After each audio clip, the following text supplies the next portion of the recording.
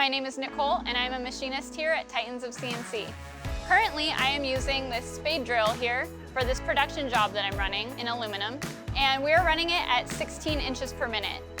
But unfortunately, it just doesn't sound very good and it's wearing really fast and it hasn't been performing well. So we decided we're gonna switch it out for the KSEM Modular drill from Kennametal, which is a standard in our shop. All right, so check it out. So this is the KSEM. This drill is great for steel, stainless, super alloys, and even hardened materials. This particular insert that we're gonna be using is for high-speed applications, primarily in steel, but we're gonna be using it in aluminum. The pocket on this drill makes it actually really easy to install the insert. All right, so this is how it works. So you have the thread sticking out that you can see here, and it's actually gonna draw that insert in. So we're just gonna slide the insert just up to the threads in the pocket, and then we're gonna flip it over, and from the other side, we're gonna take the tool they send with it, and we're gonna insert it from the back, and we're just gonna tighten it down, and it's gonna actually draw that insert in. There's no recommended torque spec, so as soon as it bottoms out and stops, it's done.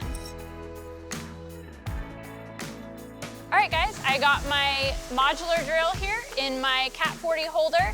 I've got a ER40 collet here. This is sealed off for through spindle coolant.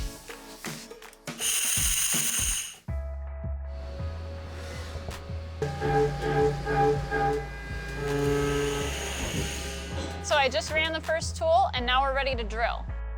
All right, so here we have our setup. We're gonna be running 4 holes. Each hole is 3.5 inches deep. The drill diameter is 0.875, and this tool has a peck rating of 5 times D. So we're gonna turn on the through spindle coolant and we're just gonna send it straight through with no peck. So I went ahead and changed my spindle speed to 3055, and that puts it around 700 SFM, which is about double what they call for in steel. Now that's aggressive, and we need it to be aggressive because it's actually gonna force the chips to break into little pieces, which will help with chip evacuation. We're ready to run.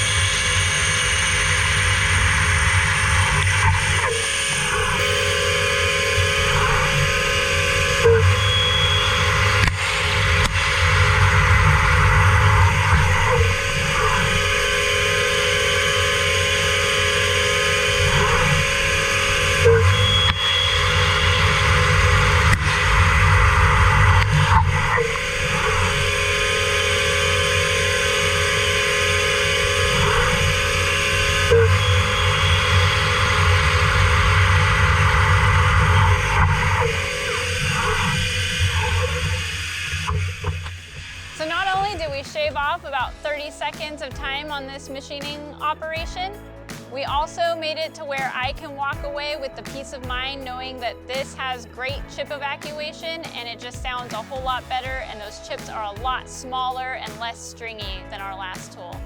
If you like this video, please remember to like and subscribe and leave your comment below. Thank you for watching.